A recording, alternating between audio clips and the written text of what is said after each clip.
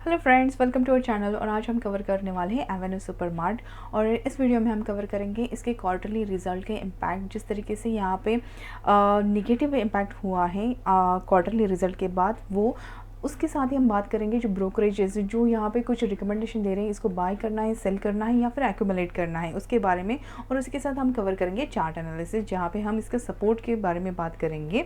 तो इस वीडियो को शुरुआत से लेकर एंडिंग तक ज़रूर देखिएगा, और ये वीडियो आपको पसंद आता है तो हमारे चैनल को सब्सक्राइब ज़रूर कीजिएगा। तो देखिए, एवेन्यू सुपरमार्ट जो है ये एक लार्ज कैप कंपनी है जिसका मार्केट कैपिटल है 3,154 करोड़ का। तो देखिए, जब हम कंज्यूमर प्रोडक्ट की बात करते हैं, रिटेल डिपार्टमेंट स्टोर की, तो यहाँ पे एवेन्यू सुपरमार्ट जो है ये एक मार्केट लीडर है, जिसने कुछ सालों में इतनी अच्छी ग्रोथ दिखाई। ऑलमोस्ट लाइक 600-800 की स्टॉक प्राइस से लेके अभी ये 4,504 पे ट्रेड कर रहा है। और इसने अच्छा खासा हाई भी 5,000 के आसपास लगाया था, और वहाँ से यहाँ पे तो गिरावट दिखाई दे रही है। तो जब भी कोई स्टॉक इतना कंटिन्यूस अप ट्रेंड रैली देता है और वहाँ पे अगर थोड़ा बहुत करेक्शन होता है, तो ये एक अपॉर्चुनिटी है नए इन्वेस्टर को कि वो यहाँ पे भी बाय करके चल सके, या फिर जो ऑलरेडी प्रॉफिट में है वो यहाँ पे थोड़ा बहुत मुनाफा बुक कर ले।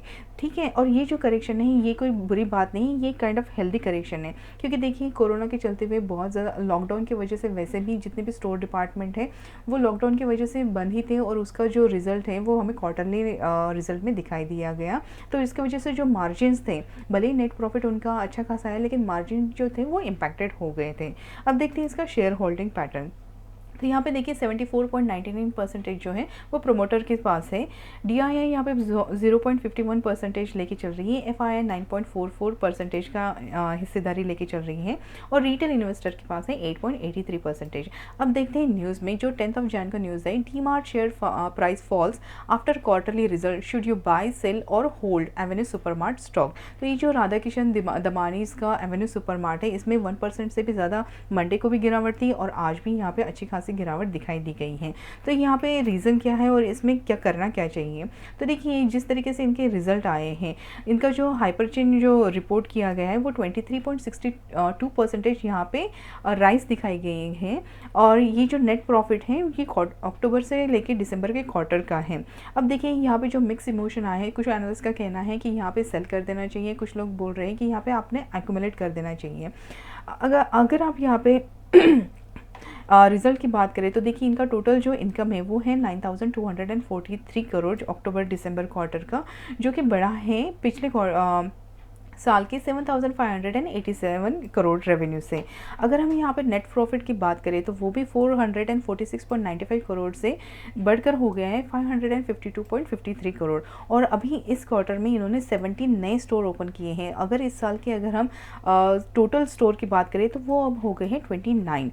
लेकिन यहाँ पे कोई ऐसे सिक्योरिटीज़ बोल रही हैं कि आप यहाँ पे इसको सेल करके चलना चाहिए, क्योंकि इनका जो परफॉर्मेंस है वो अभी कुछ खास नहीं है। और जिस तरीके से इन्फ्लेशन बढ़ते जा रहे हैं, तो ये डिसएग्री करते हैं कि यहाँ से आगे एवेन्यू सुपरमार्ट जो है वो अच्छी खासी रैली देने के लिए वो डिसएग्री कर रहे हैं। इसलिए उन्होंने टारगेट प्राइस दिया है 3,900 का। कोटक सिक्योरिटीज़ भी यहाँ पे सेल करके चलने के लिए बोल रही हैं, क्योंकि उनका कहना ही है कि ये जो फुटफॉल है ये मार्जिन पे बहुत ज़्यादा प्रेशर लाएगा, और जो थर्ड कोविड का वेव रेस्ट्रिक्शन है उसकी वजह से महाराष्ट्र स्टेट में जितने भी डीमार्ट की जो शॉप्स हैं वहाँ पे स्टोर पे बहुत ही बुरा इम्पैक्ट पड़ेगा। इसलिए उन्होंने इसका सेल रेटिंग दिया है, और उन्होंने इसका टारगेट दिया है 3,200 का। अब अगर हम यहाँ पे एडलविस की बात करें, तो उन्होंने भी कहा है कि आप यहाँ पे अपने जितना भी शेयर्स हैं वो यहाँ पे रिड्यूस करके चलिए। रीज़न वही है कि यहाँ पे कोविड है, और जो इसकी मार्जिन है वो भी उस पर भी प्रेशर दिखाई दे रहा है। और जिस तरीके से जो इनके एक्सपेंसेस हैं उसके चलते हुए उन्होंने टारगेट दिया है 3,960 इनका प्रीवियस टारगेट था 3,786 का।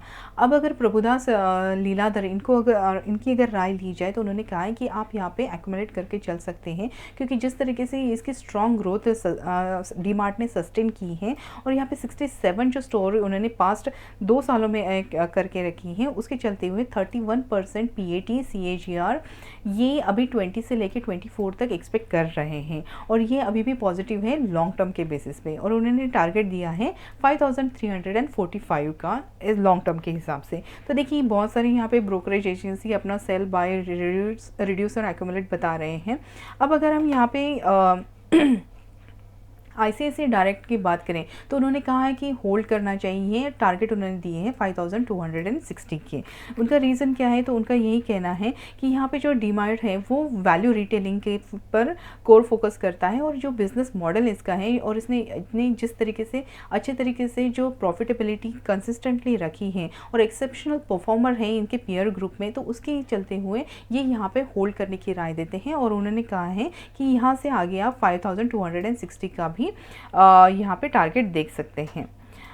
अगर हम यहाँ पे प्रभुदास लीलाधर की बात करें तो उन्होंने भी यहाँ पे होल्ड की राय दी है और टारगेट उन्होंने बताया 5345 के, और उसमें उन्होंने बताया है कि इनके जो Q3 के जो मार्जिन है वो 26 BPS से कंट्रोल शो करता है कि यहाँ पे जो बिज़नेस का मॉडल है वो बहुत ही पुख्ता है, और आगे के जो आने वाले क्वार्टरली रिजल्ट है वो भी यहाँ पे अच्छे खासे दिखाई दे सकते हैं।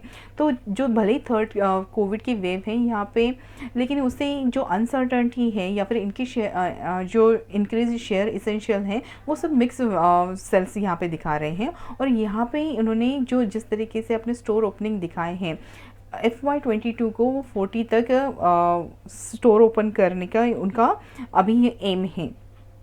तो देखिए जिस तरीके से ये अपने कंटिन्यूसली इंडिया में स्टोर्स कंटिन्यूसली ओपन करते जा रहे हैं और हर जगह पे ये इनके स्टोर्स ओपन कर रहे हैं, तो इसी के चलते हुए हम देख रहे हैं कि यहाँ पे जो इनका बिज़नेस मॉडल है वो बहुत ही अच्छा है। जिस तरीके से इनके परफॉर्मेंस है वो सस्टेन कर रहे हैं और प्रॉफिटेबिलिटी भी अच्छी खासी आ रही है। भले ही यहाँ पे अभी थर्ड वेव आ रही है कोविड की, लेकिन उसके चलते हुए मार्केट में इतना कुछ खास बुरा असर नहीं दिखाई दे रहा है। तो उसके चलते हुए आगे का जो जिस तरीके से कोविड में भी नॉर्मलाइज होने के बाद जिस कंपनी के क्वार्टरली रिजल्ट अच्छे खासे आए थे, तो आगे के फाइनेंशियल ईयर को अगर आप देखेंगे तो आगे भी ये अच्छा खासा मुनाफा ही करती जाएगी, क्योंकि एवेन्यू सुपरमार्ट जितने भी पीयर कंपनीज है उसमें एक अच्छा खासा मार्केट लीडर है। और अगर आप इसके पीयर कंपनी से अगर कंपेयर करते हैं तो एवेन्यू सुपरमार्ट एक अच्छी बेट है लॉन्ग टर्म के हिसाब से। अब देखते हैं इसके डेली चार्ट में। तो देखिए डेली चार्ट में अगर हम देखें ये जो रेजिस्टेंस ट्रेंड लाइन है, तो रेजिस्टेंस ट्रेंड लाइन जो हमने बनाई है वहाँ से कंटिन्यूस यहाँ पे एक सेलिंग प्रेशर आ रहा है।